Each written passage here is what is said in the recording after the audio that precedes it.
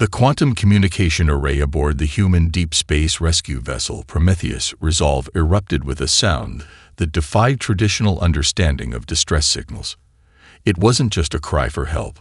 It was a mathematical symphony of impending extinction, a cascading algorithm of desperation that would have driven most species into paralyzing analysis. Captain Elena Rodriguez felt the bridge grow silent as the transmission played. Her crew, 36 of the most exceptional humans ever assembled for a deep space rescue mission, watched the holographic display with an intensity that bordered on predatory focus. The signal originated from the Zylaxian diplomatic vessel Luminous Horizon, a craft so advanced it was considered virtually indestructible by every known galactic civilization. And it was dying. The initial burst of data was horrifying in its precision. Quantum entanglement markers suggested a systematic destruction that was consuming the ship from the inside out. Energy signatures fluctuated in patterns that suggested a weapon, or perhaps a living technology, was methodically dismantling every advanced system. "Time to total vessel destruction," announced Dr. Isham Kosi, the mission's chief xenobiological strategist, her fingers dancing across multiple holographic interfaces. Estimated 6 hours, 23 minutes, and 47 seconds. Most rescue operations would have already calculated the mission as impossible. The Zylaxians, who had repeatedly dismissed humanity as a primitive species, would have already begun preparing diplomatic communiques explaining the unfortunate but statistically inevitable loss of life. But the humans of the Prometheus Resolve were not most species. Rodriguez zoomed in on the vessel's quantum signature. Where others saw chaos, she saw a complex puzzle waiting to be solved. Her background as a deep-sea researcher in Earth's most treacherous oceanic environments had taught her that survival wasn't about having the most advanced technology. It was about adaptability, quick thinking, and an absolute refusal to accept defeat. "Marcus," she called to her chief engineer, who was already reviewing the initial data streams. "What are we looking at?" Marcus Chen, a man who had rebuilt an entire community infrastructure after a mega-volcanic event, using nothing more than improvised tools and sheer human determination, was already 3 steps ahead. His fingers moved across holographic displays, breaking down the quantum disruption patterns with a speed that would have been impossible for any other known species. "It's not just a weapon," he said, his voice a calm contradiction to the urgent data surrounding them. "It's something alive. A technology that feeds on advanced systems. The more complex the technology, the more it seems to consume." The bridge crew exchanged glances. This was why humans were different. Where other species would retreat, analyze, and ultimately do nothing, they saw a challenge. The transmission continued, a heartbreaking mix of Zylaxian communication protocols. Over 10,000 sentient beings were trapped aboard a vessel being systematically consumed by an unknown threat. Their technological sophistication, once their greatest pride, was now their most significant vulnerability. Rodriguez made her decision in less than a heartbeat. "Prepare for quantum adaptive approach," she commanded. "Full nano-mesh integration. We're going in." The bridge erupted into synchronized motion. Humans who had been forged on a planet that killed the weak and celebrated the adaptable were now preparing for a rescue mission that defied every known interstellar protocol. Dr. Nkosi began running predictive models, her quantum medical systems already preparing protocols for potential radiation and systemic shock. Marcus Chen's engineering team recalibrated the ship's experimental adaptive shielding, a technology born from studying how human immune systems responded to the most extreme conditions imaginable. They weren't just preparing for a rescue. They were preparing to challenge the very fundamental understanding of survival itself. The Prometheus Resolve began its approach, a vessel of human determination cutting through the vast, indifferent darkness of space. No calculations of risk, no diplomatic considerations, no technological limitations would stand between them and those 10,000 lives. Humanity was answering the call. And the universe was about to learn. Once again, the humans were not just another species. They were a force of nature. The crew of the Prometheus Resolve was not a standard rescue team. They were living weapons of survival, each member a testament to humanity's extraordinary capacity to transform limitation into strength. Dr. Aisha Nkosi stood at the mission briefing, her dark skin etched with scars that told stories of survival most species would consider impossible. Born in the hyper-adaptive research colonies of the New Congo Megacity, she had spent her childhood developing medical protocols that allowed human bodies to recover from radiation exposure that would atomize most known sentient beings. Her right hand, a marvel of biosynthetic engineering, bore witness to her own survival. During a research expedition in Europa's toxic underground oceans, a catastrophic system failure had left her trapped for 17 days. Where others would have died within hours, she had used her own genetic knowledge to modify her body's cellular response, creating temporary radiation and toxin resistance that defied every known medical protocol. Beside her, Marcus Chen reviewed holographic schematics with intensity that bordered on predatory. His family's history was etched into his very DNA, survivors of the Southeast Asian mega-collapse, who had rebuilt entire infrastructure using nothing more than improvised technologies and an unbreakable human spirit. As a child, he had survived a volcanic eruption that had destroyed his entire hometown, rebuilding his family's home with tools he had fabricated from the disaster's debris. The rest of the crew was cut from similar cloth. Lieutenant Raj Patel, their quantum navigation specialist, had developed his extraordinary spatial awareness during childhood in the hyper-dense megalopolises of reconstructed India. His ability to navigate complex three-dimensional environments came from growing up in vertical cities where survival meant understanding intricate systemic interactions. Alina Rodriguez watched her team with a predator's appreciation. As a former deep-sea researcher who had mapped the most treacherous oceanic environments on Earth, she understood something fundamental about human capability. Limitation was nothing more than an invitation to innovate. "We're not just dealing with a standard rescue," Rodriguez began, her voice cutting through the tense briefing room. "The Zalaxian vessel is being consumed by a quantum adaptive weapon that feeds on technological complexity. Our entire approach needs to be something they cannot predict." Marcus Chen's holographic display showed multiple potential approach vectors. Each was a mathematical nightmare: gravitational anomalies, quantum interference patterns that would scramble most species' navigation systems. To the Zalaxians, these would represent certain death. To humans, they were merely an interesting problem to solve. "The weapon targets advanced technological systems," Chen explained. "But it seems to have a fundamental weakness. It can't adapt to truly unpredictable approaches. Our experimental nano-mesh adaptive shielding might be our key." Dr. Nkosi overlaid medical probability models. "Our immune response protocols suggest we can develop a technological equivalent of an adaptive immune system. We don't just block the weapon, we learn from it in real time." The crew wasn't just preparing for a rescue. They were preparing to engage in a form of technological combat that would redefine interstellar understanding of survival. Each team member represented a different facet of human adaptability. Where the Zalaxians saw sophisticated technology as the ultimate defense, humans saw it as just another tool, one that could be improvised, modified, and transformed at a moment's notice. Rodriguez looked around the room. These weren't just her crew. They were living proof that humanity's true strength wasn't in its technology, but in its fundamental ability to adapt, to survive, to transform seemingly insurmountable challenges into opportunities. "We have 6 hours," she said finally, "and we're going to save every single life aboard that vessel."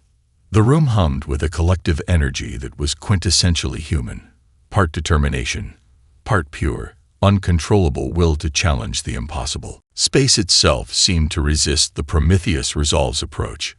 Gravitational anomalies twisted around the dying Zalaxian vessel like quantum serpents, creating navigational challenges that would have paralyzed any other species' rescue attempt. Lieutenant Raj Patel's fingers became a blur across the quantum navigation console, Each movement was a microsecond calculation, a dance between predictive algorithms and pure human intuition. Where standard navigation systems would collapse under the gravitational and quantum interference, Paddle saw a complex, living puzzle. We're dealing with quantum entanglement zones that are actively trying to prevent our approach, he announced, his voice calm despite the impossibility of their situation. Normal navigation protocols would require a retreat. We're going to do the opposite. The bridge watched in collective fascination as Paddle began what could only be described as a technological improvisation. He wasn't just navigating. He was fighting the very fabric of space-time, using experimental quantum adaptation techniques that had been developed in humanity's most extreme research environments. Captain Rodriguez understood what most other species did not. True innovation wasn't about having the most advanced technology, but about being willing to break every established rule. The ship's experimental adaptive quantum shielding began to pulse, not in a predictable pattern, but in a constantly shifting matrix that seemed to breathe. Marcus Chen's engineering team had designed the system based on studies of human immune responses, creating a technological equivalent of cellular adaptation. Each gravitational anomaly that attempted to crush or deflect the Prometheus resolve was met not with resistance, but with a fluid, almost organic redirection. The ship didn't fight the quantum interference. It became part of it, moving with a grace that defied traditional understanding of spaceship maneuverability. Dr. Aisha Mkosi monitored the biological stress indicators. Any other species crew would have been experiencing fatal quantum radiation exposure. The humans, by contrast, were experiencing what could only be described as an adrenaline high. Quantum interference at 89% of projected maximum, Nkosi reported. Crew biological stress within acceptable parameters. Acceptable parameters. Another species might have considered those words a cruel joke. For humans, they were simply another Tuesday. The Zylaxian vessel came into visual range, and the true horror of its condition became apparent. Advanced systems were being systematically consumed by an unknown technological predator. Quantum energy signatures flickered and died in complex, almost beautiful patterns of destruction. We have approximately 4 hours and 17 minutes before total vessel collapse, Marcus Chen announced, and we're going to use every single second. Rodriguez watched the quantum dance unfolding on her displays. This wasn't just navigation. This was a fundamental challenge to the universe's understanding of possibility. Humans weren't just approaching an impossible rescue. They were rewriting the very laws of physical interaction. The Prometheus resolve moved not like a traditional spacecraft, but like a living organism. It flowed around quantum barriers, adapted to gravitational shifts, and maintained a trajectory that would have been mathematically impossible for any other known species. Raj Patel's navigation was more art than science, a constant improvisation that combined predictive algorithms with pure human creativity. Each microsecond brought a new adjustment, a new approach that kept them precisely on the razor's edge of survival.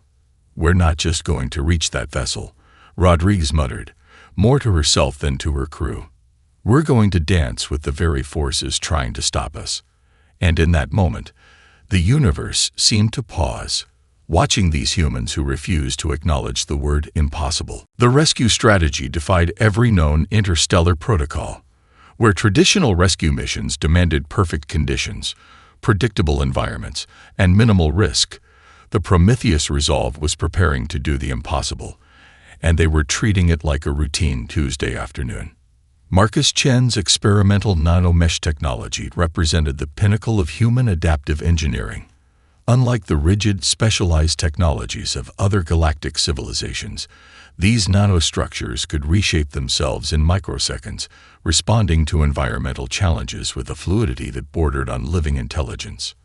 We're not sending in standard rescue pods, Chen explained to the bridge crew, his holographic displays dancing with complex molecular simulations. We're sending in adaptive survival matrices that can literally heal themselves. The technology was a direct descendant of humanity's most brutal survival experiences. developed in research stations that operated in Earth's most unforgiving environments, deep-sea volcanic rifts, radiation-saturated reconstruction zones, extreme polar research outposts. These nanomeshes represented something more than a technological solution. They were a statement of human resilience. Each nanomesh unit contained a complex adaptive algorithm inspired by human immune system responses. Where other species saw a rescue challenge, humans saw an opportunity to push the boundaries of technological possibility. The meshes could redistribute energy, seal catastrophic breaches, and even generate temporary life support fields in environments that would instantly kill most known sentient beings. Dr. Aisha Kosi was already preparing the biological adaptation protocols. Her medical team had developed techniques that allowed human bodies to survive radiation levels that would atomize most species in milliseconds. These nanomesh units carried similar adaptive capabilities. They didn't just protect, they learned and transformed. The Zylaxian vessel's quantum disruption is actually creating microenvironments of extreme variability. Nkosi announced, her augmented display showing complex energy patterns. Any standard rescue technology would be instantly consumed. Our adaptive meshes will literally feed on these disruption zones.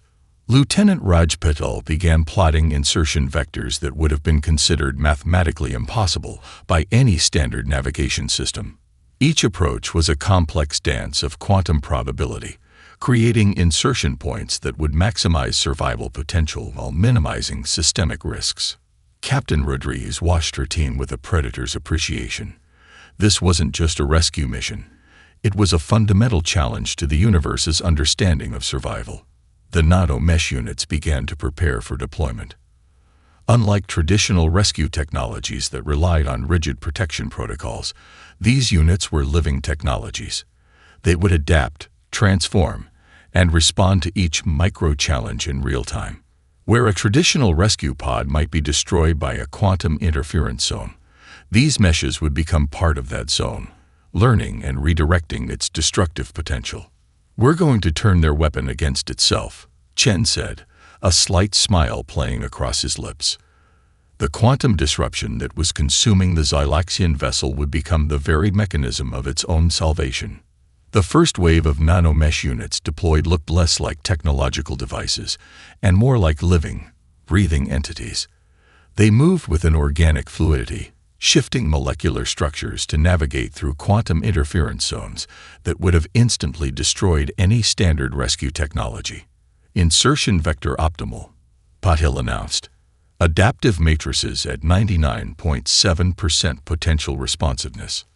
On the holographic displays, the rescue teams could see the nanomeshes beginning their work. Where the Zylaxian vessel's systems were being consumed, these human-developed technologies were not just protecting. They were rebuilding. Molecular structures were formed, quantum disruption zones were neutralized, and critical life support systems began to stabilize. It was more than a rescue. It was a technological resurrection. Rodriguez knew that this moment would redefine humanity's place in the galactic community. They weren't just another species with advanced technology. They were innovators who saw limitations as mere suggestions, who could transform the most hostile environments into opportunities for survival. "We're going in," she said simply. And the universe held its breath. The moment human rescuers breached the Zylaxian vessel's failing quantum barriers was nothing short of transcendent.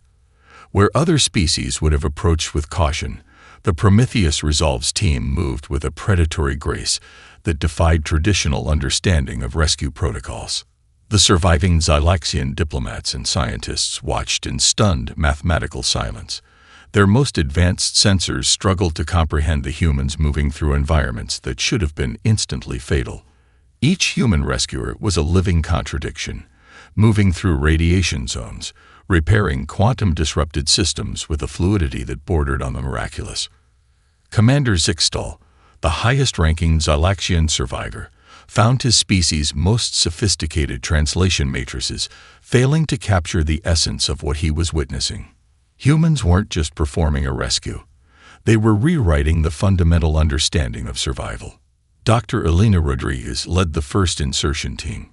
Her movements were a calculated dance of efficiency, each step a microsecond calculation that balanced survival mechanics with rescue strategy. Where Zalaxian rescue protocols demanded perfect conditions and minimal risk, these humans seemed to thrive in chaos. "Quantum disruption zone stabilizing," announced Lieutenant Rajpatel through the team's adaptive communication mesh, initiating primary life support restoration. The nano-mesh technologies developed by Marcus Chen's team began their work with an almost living intelligence. They didn't just repair, they transformed. Critical systems that had been systematically consumed by the unknown weapon began to rebuild themselves, guided by an adaptive intelligence that seemed to understand the vessel's complex quantum signature at a molecular level. Dr. Aisha Kosi moved through sections that would have been instantly fatal to most species. Her medical augmentations, developed in humanity's most extreme research environments, allowed her to not just survive, but analyze the complex biological and technological destruction around her. "The weapon isn't just technological," she reported, her voice calm despite the catastrophic environment. "It's a form of adaptive predation that targets complex systemic interactions. Our rescue approach is literally teaching us how it functions." The Zalaxian survivors began to understand something profound. These weren't just rescuers. They were living weapons of survival. Each human moved with a purpose that defied traditional understanding of rescue missions. Where other species would have calculated retreat, these humans saw only an opportunity to challenge the impossible. Commander Zixtal watched as a human rescuer, a woman who couldn't have been more than 30 standard cycles, repaired a quantum communication array that his species' most advanced engineers had declared permanently destroyed. She used a combination of improvised tools and an adaptive understanding that seemed to communicate with the failing technology. "How are you doing this?" Zixtal finally asked, his universal translator struggling to capture the nuance of human capability. The rescuer, Lieutenant Maria Gonzalez, didn't even pause in her work. "We're from a planet that kills the weak," she responded simply. "Survival isn't a choice. It's a fundamental requirement." The rescue teams moved through the vessel like a living, adaptive organism. Where traditional rescue missions would have established careful perimeters and moved with extreme caution, these humans treated the entire vessel as a complex, living system that could be understood, repaired, and ultimately saved. As the first group of Zalaxian survivors were stabilized, something became abundantly clear. This wasn't just a rescue mission. This was a fundamental redefinition of what survival meant in the universe. The humans weren't just saving a species. They were showing the galaxy something far more profound. That true strength wasn't about having the most advanced technology, but about the willingness to adapt, to fight, to refuse surrender at a molecular level. The unknown technology that had been systematically consuming the Zalaxian vessel was unlike anything encountered in known galactic records. Where most species would have approached with fear, the human team saw an irresistible scientific challenge, a complex puzzle waiting to be solved. Dr. Marcus Chen stood at the epicenter of the weapon's origin point, his augmented vision parsing quantum-level data streams that would have driven most researchers to madness. The weapon wasn't just a piece of technology. It was a living system, an adaptive predator that consumed complexity with a terrifying intelligence. "It's not destroying technology," Chen announced to the bridge, his voice a mixture of scientific excitement and strategic calculation. "It's consuming it. Each system it breaks down becomes part of its own adaptive matrix." Dr. Aisha Kosi's medical scanners overlaid biological analysis onto the technological destruction. The weapon operated on principles that blurred the line between technology and living organism.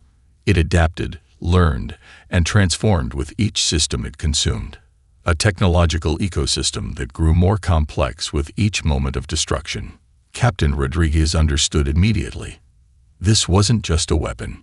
It was an evolutionary system that challenged everything known about technological development. Lieutenant Rajpatel began mapping the weapon's quantum signature, his fingers dancing across adaptive interface displays. Most navigation systems would have collapsed under the complexity. For Paddle, it was merely an interesting problem to solve. The weapon targets technological complexity as a feeding mechanism, Paddle explained. But it has a fundamental weakness. It can't adapt to truly unpredictable systemic interactions. The human team didn't just analyze the weapon. They began to understand it.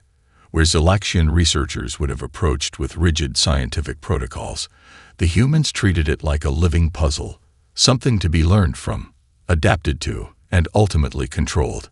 Dr. Chen's team started developing a counter-technology that would have been considered impossible by any other species. They weren't just trying to neutralize the weapon. They were learning how to speak its language. "We're going to turn its own adaptive principles against itself," Chen said, a dangerous glint in his eye. The first prototype of their counter-technology looked nothing like a traditional defensive system. It was a living, breathing technological matrix that could adapt faster than the weapon could consume. Where the original weapon fed on complexity, this human-developed system would redirect that complexity. Commander Zixtal and the surviving Galaxian researchers watched in mathematical awe. This wasn't just technological innovation. This was a fundamental reimagining of how technological systems could interact. "Your species doesn't just solve problems," Zixtal observed to Captain Rodriguez. "You transform them." Rodriguez's response was simple and direct. Survival is about adaptation. Nothing more, nothing less. As the counter-technology began to take shape, something extraordinary happened. The weapon that had been consuming the Galaxian vessel began to change. It wasn't being destroyed. It was being reprogrammed. The humans weren't just conducting a rescue. They were rewriting the fundamental understanding of technological interaction. Where other species saw a weapon of destruction, they saw an opportunity for understanding, for growth, for transformation. And in that moment, the universe seemed to pause, watching these humans who refused to acknowledge the word impossible. The transformation was more than a rescue. It was a fundamental redefinition of interstellar expectations. As the last systems of the Galaxian vessel stabilized, the surviving researchers began to understand something profound about humanity that no diplomatic communication had ever captured. Commander Zixtal stood beside Captain Elena Rodriguez, his quantum adaptive translation matrices struggling to process the magnitude of what had just occurred. The humans hadn't just saved a vessel. They had reimagined the very concept of survival. Dr. Marcus Chen's team continued to analyze the weapon-turned adaptive system, their fingers dancing across holographic interfaces that seemed to breathe with living intelligence. Where other species saw technological failure, humans saw an opportunity for unprecedented understanding. "Your technological inferiority is actually your greatest strength," Zixtal observed, his mathematical mind struggling to comprehend the human approach. The Galaxians had always prided themselves on advanced technological systems, intricate, precise, and ultimately fragile. The humans had shown something entirely different, technology as a living, adaptive organism. Dr. Aishan Kosi was already preparing comprehensive medical and technological reports. Each analysis revealed layers of human capability that defied traditional galactic understanding. Their rescue protocols weren't just about saving lives. They were about transforming the very understanding of survival. Lieutenant Raj Patel continued to monitor the vessel's quantum stabilization. What should have been a catastrophic system failure had become a case study in adaptive technological resurrection. The human team hadn't just rescued the Galaxians. They had taught them an entirely new way of understanding technological interaction. The rescued Galaxian diplomats and researchers watched in collective awe. Their most advanced sensors continued to struggle with the human approach. It wasn't just about having the most sophisticated technology. It was about the willingness to see challenges as opportunities, to adapt, to transform. "We evolved on a planet that killed the weak," Rodriguez explained simply when Zixtal pressed for understanding. "Survival isn't a choice. It's a fundamental requirement of existence." The human rescue team moved with a fluidity that defied traditional understanding. They weren't just repairing a vessel. They were becoming part of its complex systemic interactions. Each movement, each technological intervention was a living testament to humanity's fundamental strength, adaptability. Dr. Chen's analysis of the transformed weapon revealed something extraordinary. What had once been a system of destruction was now becoming a potential tool of creation. The humans hadn't just neutralized a threat, they had reimagined its fundamental purpose. In our history, Rodriguez continued, we learned that the most advanced technology isn't about complexity. It's about the ability to change, to adapt, to survive. The Zylaxian researchers began to understand that humanity's perceived technological limitations were actually their greatest strength. Where other species developed rigid, specialized technologies, humans created living, breathing systems that could transform at a moment's notice. Lieutenant Gonzalez was already preparing preliminary reports on the rescue, her adaptive communication systems breaking down the complex interaction into something that could be learned from, studied, and ultimately understood. This isn't just a rescue, Zixtel finally understood. This is a lesson in survival. As the Prometheus Resolve began its final stabilization protocols, something became abundantly clear. Humanity wasn't just another species in the galactic community. They were a force of nature, unpredictable, adaptable, and fundamentally unbreakable. The universe had just been reminded that true strength wasn't about having the most advanced technology. It was about the willingness to transform, to adapt, to refuse surrender at a molecular level. The transmission from the Prometheus Resolve was elegantly simple. No life is beyond rescue. No challenge is insurmountable. Galactic diplomatic channels erupted in a cascade of analysis, mathematical projections, and fundamental recalibrations of interspecies understanding. What had begun as a seemingly impossible rescue mission had transformed into a watershed moment for humanity's place in the broader cosmic community. The Zylaxian High Council convened an emergency session, their quantum communication arrays struggling to process the implications of what had transpired. Commander Zixtel's comprehensive report was more than a rescue narrative. It was a fundamental challenge to every established understanding of technological and biological interaction. Captain Elena Rodriguez knew this was more than a single mission. This was a statement about humanity's fundamental nature. Dr. Isham Kosi began compiling the medical and technological data, her analysis revealing layers of adaptation that would be studied for generations. The rescue hadn't just saved lives, it had provided an unprecedented window into human capability. Where other species saw limitations, humans saw opportunities for transformation. Marcus Chen's technological analysis of the transformed weapon became an instant subject of galactic research. What had been a system of destruction was now a potential tool of creation, a living testament to human ability to see beyond immediate challenges. Lieutenant Raj Patel's quantum navigation protocols were already being reverse-engineered by research institutions across multiple star systems. The impossible navigation techniques used during the rescue challenged fundamental understanding of space-time interactions. The rescued Zylaxian survivors became unexpected ambassadors of human capability. Their first-hand accounts spoke of a species that didn't just survive, they reimagined survival itself.